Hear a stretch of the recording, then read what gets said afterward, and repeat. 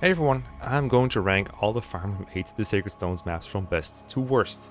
And I'm mostly going to be going off of my own experiences, which is quite a lot. I've played this game many times, but I'll try to factor in things like Iron Man playthroughs and first time / blind playthroughs as well, just to have a bit of a mix in there, but I can only relate to that perspective for so much because it's been so long since I played this game for the first time. So I got 5 tiers here to rank them out with. We'll start with the early game. I'm going to be a little bit more mild towards the early game. Usually when people talk about map design, they'll be like, oh, does it have side objectives like villages or NPCs or anti-turtling, what are they called, objectives, mechanics, incentives, there we go, that's the word I'm looking for. These early game maps usually don't have much of that, but that's fine because they're meant to be tutorials or at least ways to introduce new mechanics to the player, and they shouldn't be held to the same standard as like mid or late game maps in that sense. So with that in mind, the prologue is barely a map, but I can't really call it bad because, I mean, it's just Seth and Erica killing 3 fighters. Like, there's not much to it, but the game is literally just teaching you how to play if you go on easy mode. Like, this, here's how you move your units, so we can't expect too much of it. Chapter 1, I think this one is fine. You'll notice I labeled the tiers, and usually my first reaction matches what I think of a map just fine. I think Chapter 1 is fine. It gives you a couple more recruitable units in Franz and Gilliam, but it doesn't really teach you anything concrete. I guess it teaches you about terrain and vulnerary use and stuff like that in the tutorials. It does an okay job, but there's really not much to it. It does what it's supposed to do. Chapter 2 is one that I really like because it introduces a concept to the player that you don't really have in a lot of Fire Emblem tutorials, which is rescuing and rescue dropping. Ross is in danger, save him from the brigand with Vanessa to get him out of trouble. That's a very good thing to introduce to new players that a lot of games just kind of don't. I don't remember Path of Radiance or Blazing Blade or even the Binding Blade introducing that in any sort of way. In fact, is there any game that introduces rescue dropping at all? FE8 doesn't do it either, and like that's it. That's the only games that have it. I guess Parap exists. But yeah, that's pretty cool. It's really nice that it does that, and it also shows you how villages work, with the usual brigand destroying an initial village and then them going to another village and stuff like that. It's kind of nice. I think this is a good introduction to that. Speaking of introducing mechanics, Chapter 3 introduces Colm as a thief and Nimi as an archer, how they interact with like chests and I guess breakable walls for what they're worth. And again, it does a good job of doing that. The map isn't super exciting or interesting. I think if you really wait a long time, I guess the enemy thief might get away with your chests. I think almost any player would be able to stop that in time, but I don't know.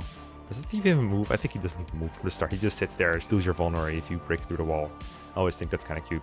Or your elixir or your red gem if you leave it on your units. Again, a good way to learn a lesson about what enemy thieves do. I like this map. It's cute.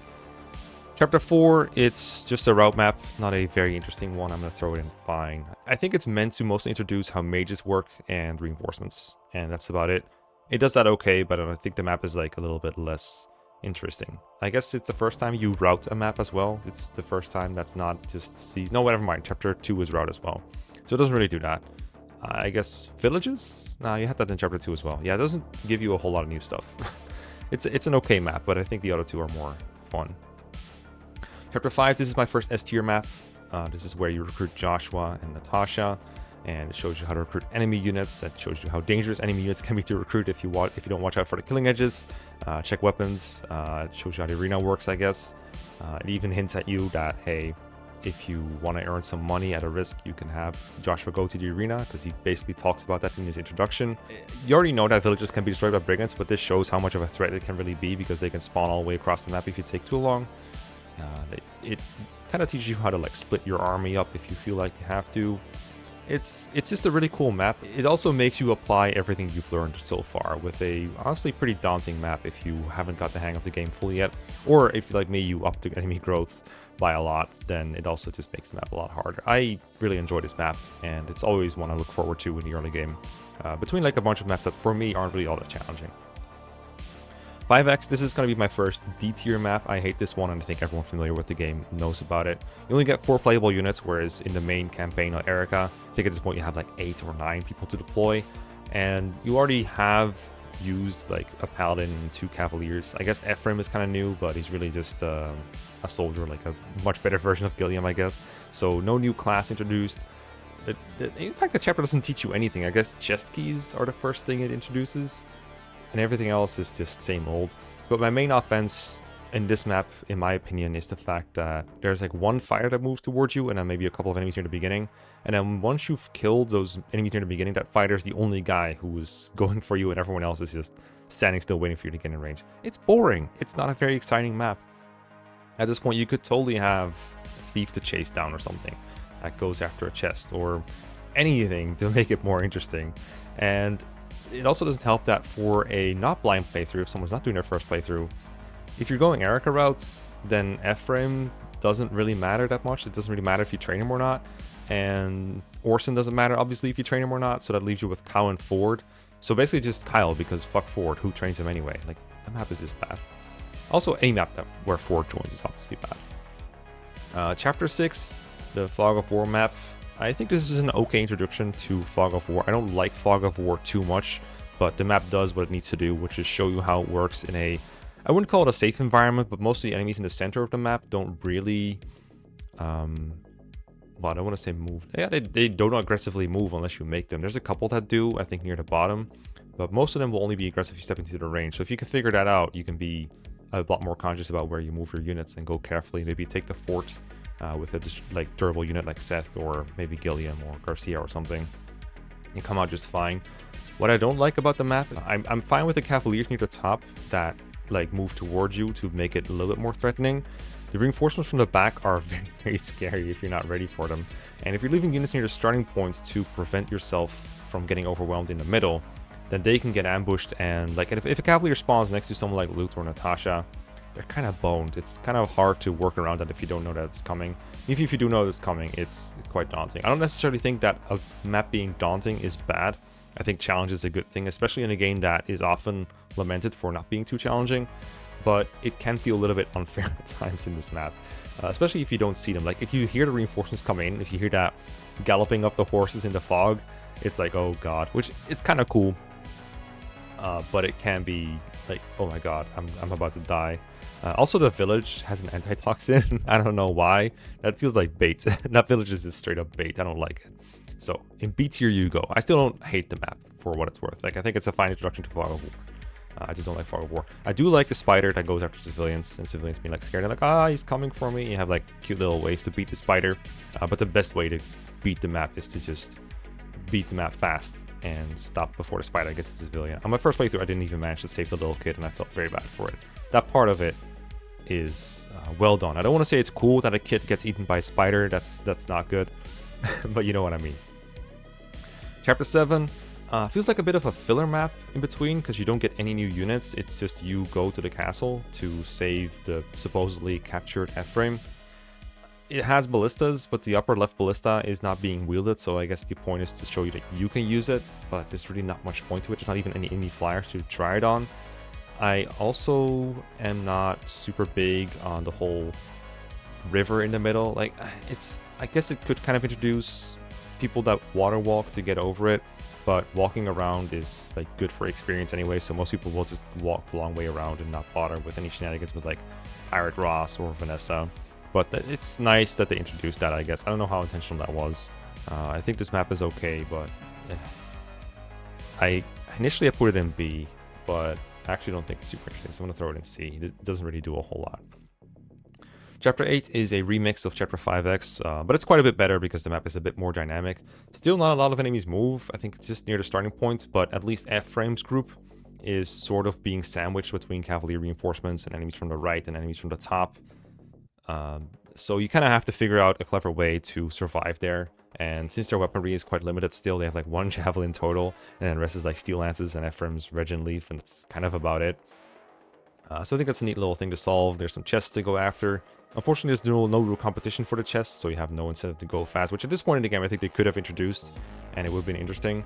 I guess it's kind of cool that they have a thief reinforce when you enter the part near the throne room, like the one hallway in front of it. That's kind of okay. But it doesn't really feel... I guess it's fine for how early the map is, but I think it could have been more interesting for sure. The treasure is nice that, like, yeah, at least you have a reason to deploy a thief, right? The game is really lacking in thief, reasons to deploy a thief, so I think that's good.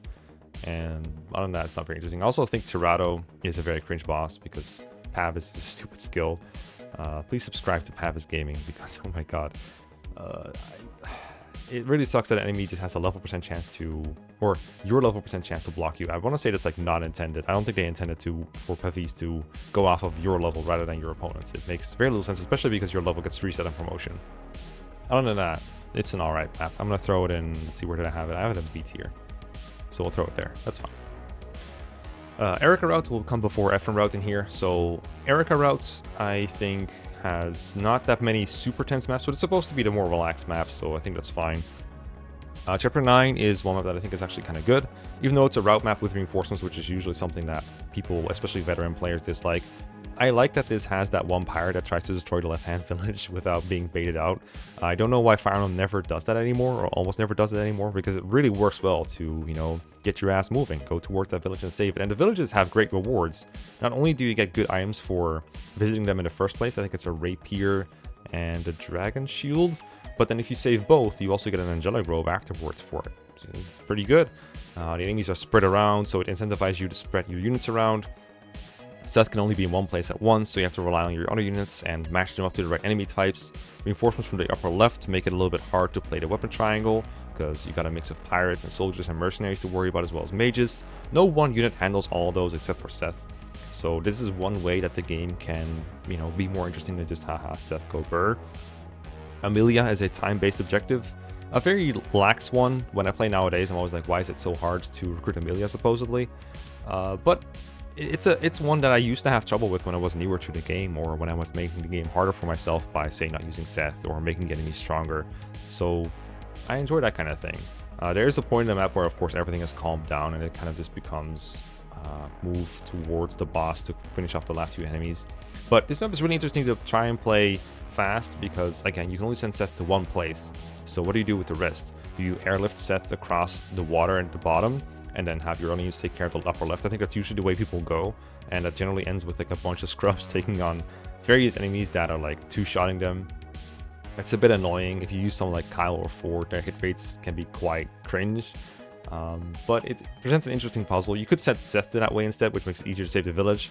But then who do you send to the bottom part? Because no one's going to survive all the enemies there. It asks a question to the player, and the answer is not always obvious, and I like that. So I'm going to throw it in 8 here, even though it's a route map with reinforcements.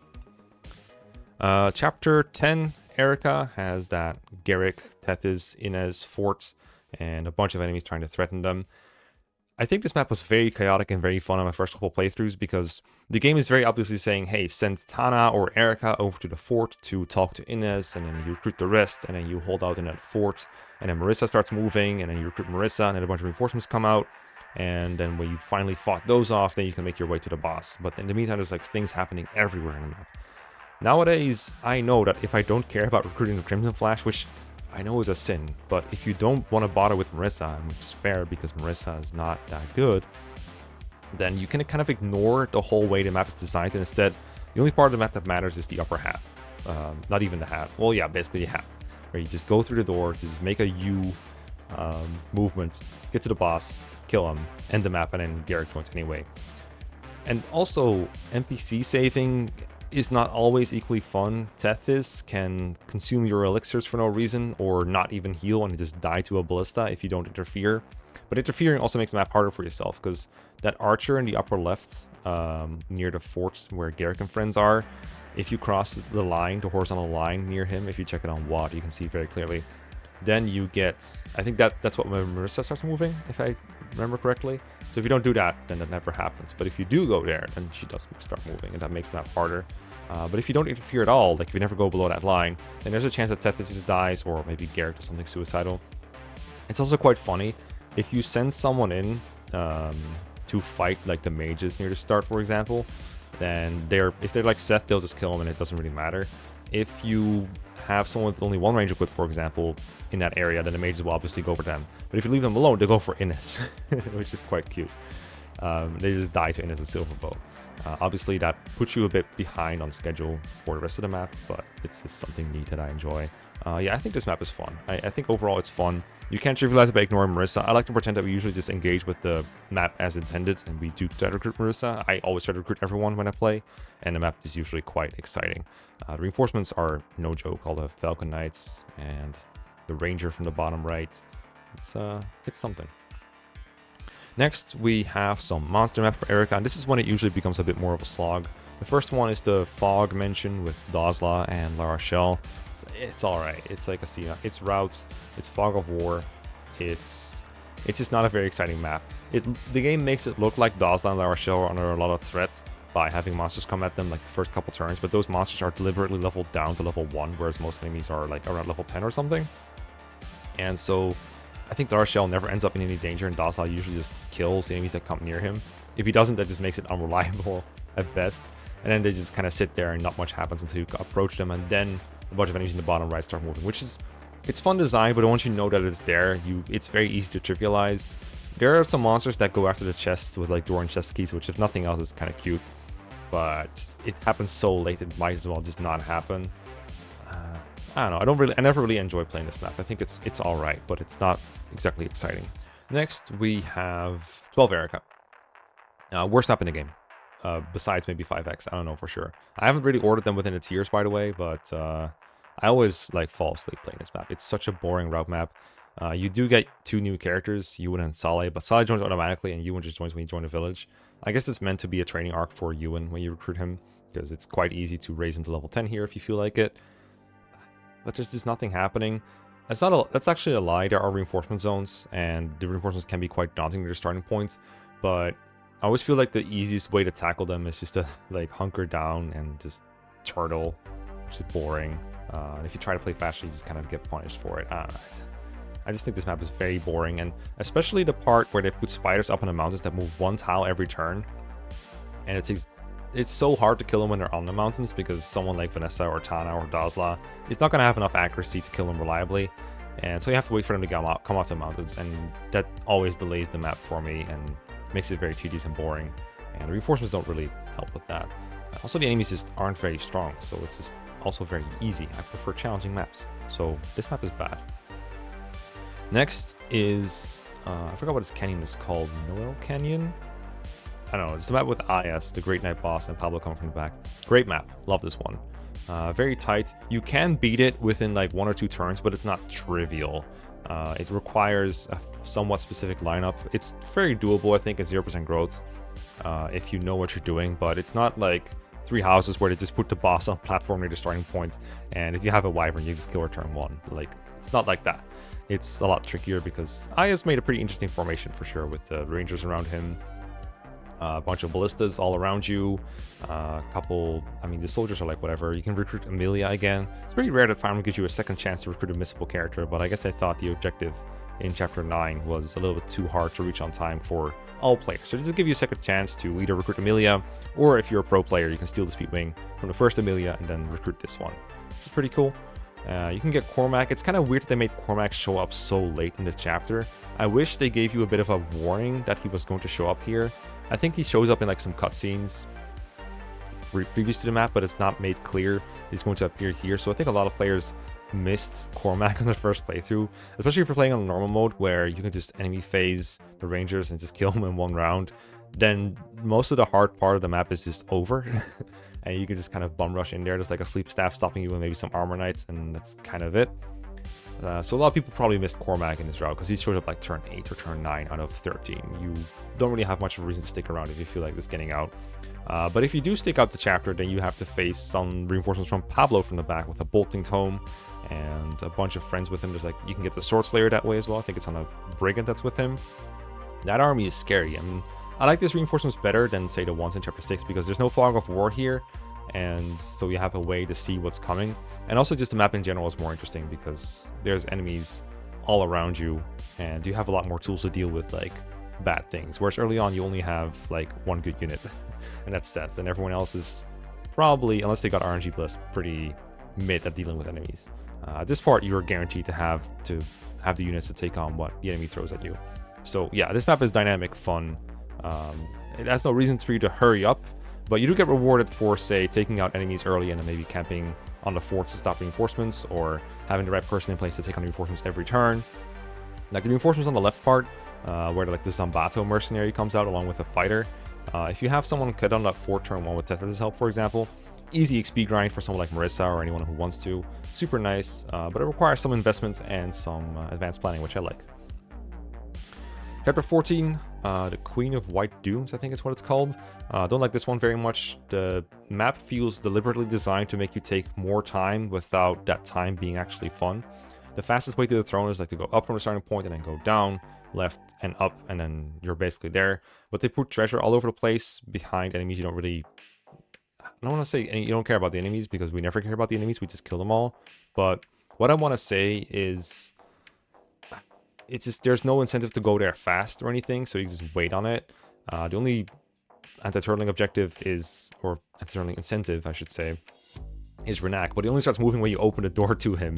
So once you figure that out, it's pretty trivial to get to him. It's still like a fun little puzzle to get to him before you get to the treasure, but even once he makes it to the treasure, it's still very easy to recruit him.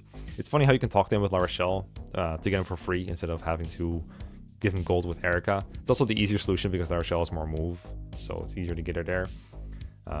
Quite cute detail, but I don't know, I'm just not a big fan of how the biggest fuck you I think in the map is how some rooms only open from one way. I think the left room with the one treasure in it is only accessible through the bottom, so you can't make a shortcut through the breakable wall and then go down and go in there, because that way doesn't work. And I think it would have been cool if you could just send units that way instead, and instead you have to go through the bottom for all the treasure. I think it's just, I hate it. It's annoying. I kind of get why they did it, because they make you want to split up your units, but the way just feels like I'm playing Revelation or something. That's the way it feels to me. The treasure is quite good, of course, but it sucks. At least you can buy chest keys in this game, so you don't have to send your thieves there, per se. And they force deploy Renak on the map, basically, so you never without a lockpick. So that's nice for, like, Iron Man playthroughs where Colm is dead. I still don't like the chapter. Also, the boss... Freaking Carlisle is such an asshole. Freaking Windsword. Crits everyone to death, often doubles. Very, very dodgy, so hard to hit, and obviously hard to KO. For some reason, they gave him a flyer effective weapon as well, just to be extra mean to like one of the few classes that's good against the Windsword Swordmaster, which is Pegasus Knights and Wyvern Knights, that promoted from Pegasus Knights. Yeah, it feels very cringe. If you had the Hoplon Guard, you could trivialize the crit, which would also be very boring, but at least you would have to deal with a boss at the end of a chapter that has a chance to crit you and kill you. I'm sure I don't need to mention how annoying that was in my Lunatic playthrough. Next up, chapter 10 of Ephraim Route, which is weird because I thought we would run into chapter 9 first, which is all the way over here for some reason. I don't know why that was, but it's over here. Let's do chapter 9 first, because that's the order that they're in. Chapter 9 is kind of boring. I don't really like it. There's nothing going on. There's nothing that makes you go fast. It's just a couple reinforcements. Tana is stuck in jail, but you don't really get to do anything with her, so it's like, why do we even bother? I guess it's to trick you into trying to free her, but I guess it's nice that you can train her in this map if you feel like it, but it has almost the same issues as chapter 14. Chapter 14 has some cav reinforcements in the back that don't really do a whole lot, and meanwhile chapter 9 has, from Ephraim, has like, it also has some cav reinforcements, but they don't really do anything. They just kind of waste your time. So, bad map. Don't like it. Chapter 10 Ephraim, another one of the best maps in the game because there is so much going on and it makes the map more interesting. There's 2 ballista boats that kind of make your range more limited. You gotta save Duso and his knights for a night crest. That is a bit luck based. I especially hate the part where the NPC cavaliers will stand on the village to use a vulnerate. Because I think their AI is like, okay, we want to get on terrain. And the village gives a bit of a void, so they just stand on the village like that. And in order to get them off of them, you need like a heavy lifting unit or like a unit with a lot of aid to get them off of there, and then you can visit the village. And you have to do it in the same turn because otherwise the enemy will occupy it again probably. It's a bit luck based whether the green knights will survive, but it's possible if you go fast enough, I guess. There's ways to speed it up because you do have at least 2 flyers at this point, 3 if you count Cormac in this chapter. Funny how Tana can talk to Cormac in this route but not the other one. It's nice because I didn't know that on my first playthrough, and so I went all the way to Duso and had Duso talk to Cormac, and my god, that was a pain to do, especially because Cormac has a kill lance and he's more mobile than Duso. So trying to figure out a way to stay out of Cormac's range but still fight the enemies in a way that helped me is quite nice. If you can choke the bridges to the last island, that stops the mercenary tide from getting to you, and that feels very rewarding when it happens, because if you don't, then oh my god, you get screwed. I noticed that there's shops on the map, which are usually kind of side objectives in other games, but in FE8 it doesn't really matter because you can just shop after the map, so I feel like that's pretty pointless. It's good that they're there in the sense that it adds a bit of flavor, but it's pretty pointless to shop in maps. It's something I wanted to have mentioned at some point. The upper village is barely a side objective. You send like 1 unit there at some point. You get some reinforcements from the back to de-incentivize you from keeping units there and turtling too hard. And those are some good reinforcements. You get a secret book for killing the ballista boat, which is nice because it gives you a reason to go out there with your flyer and start hitting those. It's a neat map. I enjoy it a lot. There's a lot going on.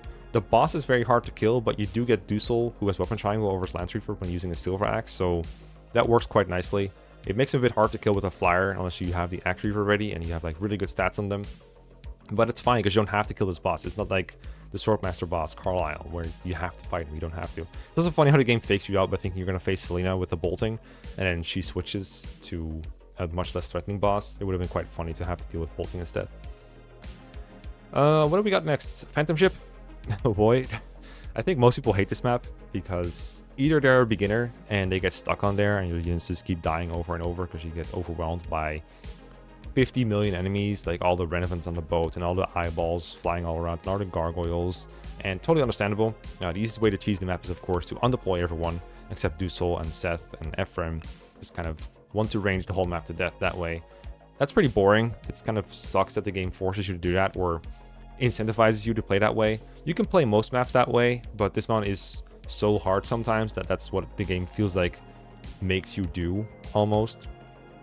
I personally don't like the map because it takes a long while to get through the enemy phases, like just killing the middle boat. All the enemies on there, it just takes so long.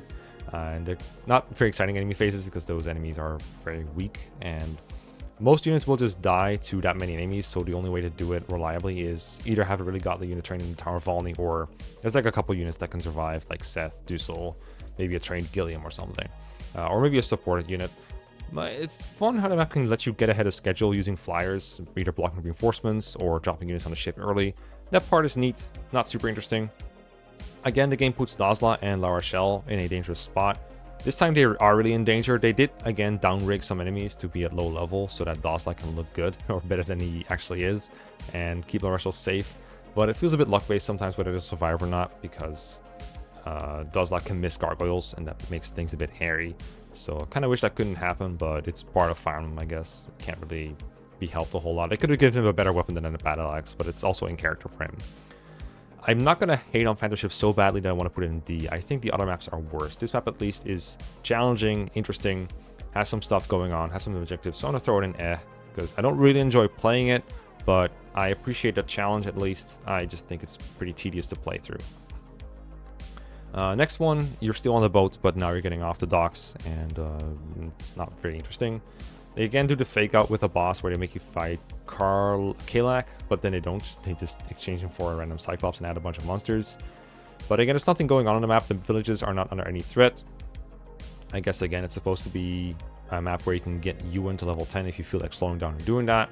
I don't think that's super interesting. Marissa is not super interesting in this chapter because she just stands still and does nothing, unlike in chapter 10 Erica. So you can just kill the boss and ignore her, or talk to her with Ewan after baiting her with a disarmed unit. I guess it's kind of like a little puzzle to figure out, but it's not as exciting as, like, say, Joshua was in chapter 5. And besides that, I don't know, like, I feel like the slower you go, the easier the map becomes, but also the slower you go, the more boring the map becomes, and those kind of maps never really excite me. So is it bad enough to be in D? Maybe. You could put it here. I'm going to throw it in D though, because I don't really enjoy playing it. This is not one I look forward to. The route map, chapter 13, the map with Selena in the middle.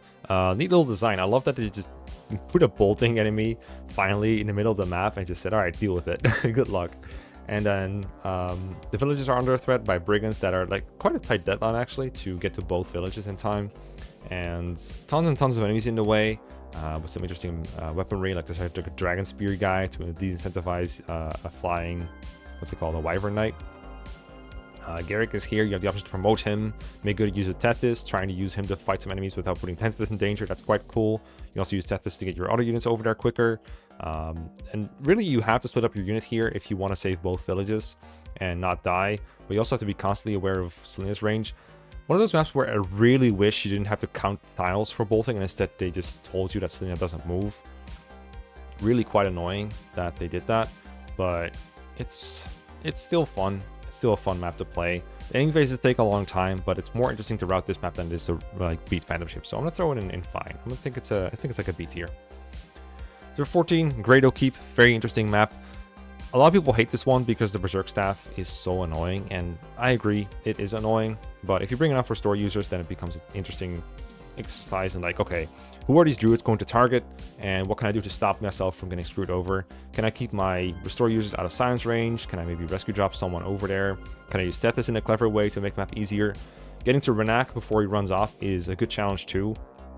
In my first couple of playthroughs, I didn't realize that splitting my units up to go through the left and the right makes that a lot harder, especially if you put Larachel in the right group. Like, it's just so hard to catch up to Renak. He has a little detour from going up to the chest, but after that, he just bails left really hard. It's much easier to have Larachel in the left group and talk to him before he runs off on the left side, because that way you just have more time since he needs to go from the right to the left. And that's like one thing I enjoy figuring out about maps, is like figuring out a little thing to make it a lot easier. Enemy formations are a bit challenging. You have like the little archer sniper group in the middle to threaten units that are trying to open a door or curing status units. You got these bishops here that are right past the door that will status you if you come too close. You got some chests to get. The ones in the bottom are not super interesting. Like when you open that chest room, a bunch of shamans come out for some reason. But I guess the archers are also kind of protecting the chest. This is a neat little thing they tried to do. It doesn't really work all around, but most of the time, the enemies are strong enough to stop you from just bongaiing through the map. And if you go too fast, then Berserk will punish you. There's throne room reinforcements that I hate. Don't really like those. That's kind of cringe. What I hate the most about the map is, again, Vigard. Vigard, at the end of a long, hard map, is like, hey, I got a spear, I can always crit you, I can always great shield you, so even if you have 100 hit on me, there's always going to be a chance you die anyway. Like, even if you've done everything you can to keep yourself safe, unless you have like super good supports, you're probably not going to be able to 100% beat me, and I always have a slight chance of beating you, which I really hate. I think that's what keeps this map from being S tier to me. Everything else about it is pretty good, so I'm going to throw it in A tier. Next up, we got the desert map. From here on out, every chapter has, well, there's actually only 2 maps that have, okay. This map and the next map and maybe one more has like different versions depending on which route you went, but they're pretty much mostly the same. The desert is quite cool because you have incentives to send your thieves around to pick up items, but keeping them safe is hard because there's enemies all around you, like everywhere. And if you don't hurry up in killing those enemies, then more enemies will be added through reinforcements from all sides. And if you know about those, then figuring out how to get units in such a way that they can kill the reinforcements before they become a threat to your other units is quite nice. For example, the Pegasus Knights in the upper right, they're very easy to kill in enemy phase if you have the right unit, like a base level Dazla or something can deal with those just fine. But if you have other units in range of those Pegasus Knights, they'll fly to those. Like if you have your healer in range or your dancer, then they're going to stick around there and more will show up. So if you can find a way to kill them on enemy phase before they become annoying, then, you know, you get rewarded for that. But if you don't deal with them preemptively, they are quite a nuisance and they punish you. So I like that. And then either you're Ephraim and you're on your way to save Erica, who is only accompanied by Saleh and Inez, or you're Erica, and then Ephraim comes in later and you have to save him from getting overwhelmed by a bunch of enemy cavaliers and rangers and paladins and stuff like that. And also if he stays in that little corner, he gets reinforcements from there as well. Ephraim could probably one-route most of them, but he doesn't really have the bulk to fight them all. So there's still an element of having to unite the groups here. Not the entire map is made of desert either. Like the bottom is almost all grass. There's like a path through the middle where units can mostly walk for a long while. There's like some desert tiles, but not as much. So there's stuff for non-desert traversing units to do. Like mages and flyers can help you more than other types of units, but you still have uses for your mounted units, which I really like. And yeah, it's just a neat little map that I enjoy playing for a desert map. It sucks in draft races when I die in the middle, but I can't really hate on this map. I think Scorched Sand is a cool map. I'm gonna throw in an A tier, even though it's a desert map. No Fog of War helps a lot. Then we have Orson's chapter, Turning Trader, I think is what they called it. It's all right. Most enemies don't move. There is an incentive to go fast, technically, in the thief that reinforces and takes the treasure, but other than that, there's not much going on. I do enjoy that once you cross like certain lines, whole groups of enemies start moving for you and trying to kill you, and the map becomes a lot more challenging. The high attack warriors in both corridors in one of the versions are like really scary, and depending on which version you play, you either have like the long range tomes, like the bolting and the purge sages in the throne room, or as reinforcements. There's like a sleep staff somewhere as well. I don't like the sleep staff very much, but the long range tomes are funny because it's easy to trivialize them with like a phantom or something. But if you don't have that, you have to constantly factor them in, and it's like a little tedious, but it adds challenge to the map, which I like. And other than that, there's not a whole lot going on. I like that you get Myrrh to train here, and they clearly made some enemies in mind with the idea that this is where you can train Myrrh safely. Like, there's Rangers reinforcements that only have swords. There's like Myrmidons near the start, like unpromoted fighters that you can just fight so easily. But then in the throne, they put these druids with Luna and Eclipse to potentially be a threat to Myrrh. And I enjoy that little, how the game plays with Myrrh's like high defense, low HP build at base. So yeah, I think that's kind of funny, but I don't think the map is like super special. So I'm going to throw it in like B tier. It's a fine map, but not one that I am always super looking forward to or anything. River of Regrets. I like that the map is now throwing like a bunch of promoted enemies at you rather than mostly unpromoted enemies. Like, I think it's like wyverns and a couple of unpromoted mooks everywhere. It gives you civilians to protect in the center with a good reward in the rescue staff. Makes you rescue Cyrene in time, even though that is trivial to do at this point, considering all the movement options you have with like a dancer, warp staff, rescue staff. Your own flyers can get there like turn 2 before Cyrene's in any danger, but there's still a bit of a threat with the Luna druids coming in, so you know you can't take forever to save her. And there's just enemies all around you once again that you can address if you want to. It does feel like you can ignore most of the map if you just know you can kill Leon very quickly because it's kill boss. I don't know how they could have prevented that, I guess by making it a siege map maybe. It is kind of like sad how easy the map is if you know how to get to Leon quickly and kill him. It's not quite trivial because there's like sometimes a druid in the way in his one range, and sometimes he's just hard to one round kill because you just don't have the attack power. But once you figure that part out, the map is never really the most interesting. So I enjoy playing this one, but it's not that great. I'll throw like between B and C tier somewhere. I said it has to be in C tier. Gorgon Eggs in chapter 18. I want to say this is a great map because it has everything a good map should have, mostly in the form of anti-turtling incentives. I said it right this time. Because, you know, you see these eggs hatch. They are like a set turn timer, I think. I don't think it matters if you get too close or not. So there's like some turns where it's like, oh shit, I gotta really hurry up. Like, you feel like you're on a tight deadline whenever you see those eggs get more HP.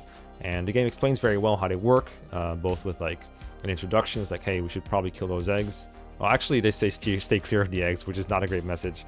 But the game is like, it puts a couple near you, and when you kill them, you see you get like 50 XP for killing them. I think it's 50. It's either 50 or 100. It's a lot. And it also has like one of the eggs is like one turn from hatching. So if you don't do a turn 1, you immediately see what the consequences, which is a Gorgon coming out and wrecking you. So you know you have to go fast, but then there's a Shadow Shot Gorgon that protects the whole upper area. So you got to find a way to deal with him. That's all quite nice. I still never really enjoyed playing this map. I don't know exactly why it is. Maybe I just think monster maps are a bit more boring. Maybe I don't like how you can not fly over parts that clearly should be flyer traversable, like that little cliff at the right side of your starting point. Maybe, yeah, I like having a real boss to fight, not just a generic monster. And I think the Gorgons are a bit tedious to deal with if they do hatch, like the stone. And especially the stone spells just feel so unfair when you get stoned by a random chance, because they're just attacks, they're not like status stabs. And so they often just have like a real hit on you. And then if you get stoned, all of your crit negation ways, like the Hopland Guard and supports, are just gone. The enemy just has 100 hit and 30 crit on you, and it feels a bit unfair when an enemy just kills you like that. But I do know ways to do the map reliably, so I don't hate the map. I just don't think it's as good as a lot of how people say it is. And I think it's still good. It's still fine. 19, one of my favorite maps in the game, even though it's easy to trivialize by killing Rief turn 1. If you don't do that, or if you're blind, you don't know where he is, which, I mean, I missed it in my first playthrough, then you're in for a great defend map. There's so many enemies going all around you, and the choke points are not immediately obvious. Like, there's a couple places where it's like a one tile wide choke point, but defending them perpetually from all sides is still quite tough. And you want to save these Armor Knights, these green guys, but they usually just suicide. And I mean, who cares? The light brand is not that important anyway. And you still get it even if like most of them survive, I think. I don't even know the requirements because who cares. And you want to go out to get some treasure too. You might want to use the warp staff to get those and then rescue out the thief if you're done. Or you can kill the enemy thief when he takes them. You have some options there if you want to. The treasure is not super important, but it is technically high value treasure that you won't want to miss if you're a completionist. It's not like they put antitoxins in there. It's like gold and a fortify staff, I think. And I remember what else, bolting possibly. It's quite nice. And especially the bottom part, like that feels like a super obvious choke point. but there's still so many enemies there that punching through there after like turn 4 or 5, when the enemies are all promoted and all able to maybe fight you very well, depending on the unit you're using, of course, it's pretty tricky to get through the Rev if you don't do it immediately. And you also need to torch if you do want to trivialize the Rev, so there's an extra bit of difficulty there that I really enjoy. It's just an epic map to play. You can trivialize it by holding up in the treasure room. Like, you have to rescue the king, of course, which at least it takes a little bit of extra planning to get him there, because if you just abandon him, then he'll die to the enemies. So yeah, I think this one is really cool. I like chapter 19. Chapter 20, Darkling Woods. Don't like this one, unfortunately. I think for some types of players, this could be a really fun map, because if you've trained your entire squad throughout the entire game, you get to deploy all the units you want in this one. I get like 17 deployment slots. You also get a lot for this one, by the way. I forgot to mention that part. You get a lot for Last Hope. You also get a lot for Darkling Woods, and this is your chance to use them all. But the enemies are so weak for the most part. Like, they're all like whites and like bone walkers. Now they're promoted. They're whites and like the male dunes or whatever they're called. Most of them just kind of go down to a stiff breeze, especially if you're playing on normal mode for your first run. If you're on hard mode, they're not like trivial, but they're still kind of weak. And so it doesn't really feel like it's rewarding for training as much as it's rewarding you for using a Sacred Twin. Like, just using one of your strong S-rank weapons alone is enough to kill most of them. Like, I think if you gave base level Amelia the Fidofnir and the rank to use it, she would still one-hit KO half the map at the very least. Maybe not the Cyclopses, obviously not Morva. Morva is a really hard boss to fight. The fact that he pierces your defense is so annoying and so threatening, because usually your go-to would be like Myrrh, but if you didn't train Myrrh all the way and maybe got screwed a little bit on her HP, she doesn't survive Morva. And even if she does, she could still be poisoned or hit by like some enemy that does damage to her if those are still around. Like Riev, for example, can damage her. Riev being a boss that moves now is quite nice. The zone around Morva is quite well protected by terrain and enemies that just keep reinforcing. And the deeper you go, the more reinforcements you get. So you really have to figure out a good plan if you want to trivialize this chapter. The problem is, if you're not trivializing the map, then it just takes a long time to just slog all around and fight all the enemies. It takes such a long time to get through that it gets quite boring for me. So I don't enjoy that. But if you're the type of people to raise 0 to hero characters and you enjoy just seeing them slaughter enemies over and over, I think this can be quite a fun map. It's just not my taste, so I'm gonna throw it in D, but I can see opinions might differ on this one. Final chapter, I think it's called Sacred Stone. Drop the title credits. It's fine. It's alright. It's got a gap in the middle that you can kind of cheese over if you feel like it, or you can go through the sides, fight a Draco zombie that's positioned quite well. You get to fight some reinforcements that stop you once you come close. So the game isn't really forcing a tempo on you, but once you get somewhere, you know it's gonna get exciting. A bunch of Gorgons around Leon. I don't really like Gorgons as much as enemies, but they do their job of making it harder to be in that area and fight Leon without risking death to Stone or Shadow Shot or Demon Surge. The treasure, I kind of want to dock points for the treasure. It's very pointless that it's there at all. I don't know what they were thinking with a Master Seal and a Angelic Robe at this point. I guess the robe is fine because it lets you hit some survival benchmarks against Leon or the Donkey Kong at the end. But the Master Seal was just like, why? Why is it there? So this map is it's alright. It's fine. Final chapter, the final chapter. I mean, it doesn't really mean much. Oh, I have this here actually. It's fine. This one I had in C because I mean it's just the Demon King. He doesn't do anything on turn 1 except summon enemies, and those don't really matter. Anyone with a good Sacred Twin can take him out. It's fine, but Fire Emblem was never really that good at final boss fights, and this is no exception. I would say this is the rule. So yeah, that's my tier list. How long did it take me to do this? It took me about 45 minutes. All right, cool. So let me know what you thought. Let me know if you have any differing opinions in the comment section. You know where to find it. You just scroll down, don't watch the video, and just say your opinion, because that's what people do. Thank you all for watching, and again, let me know if you want more map tier lists like this. Seems like you guys really liked the FE6 one, so you know which ones are coming up next. Bye!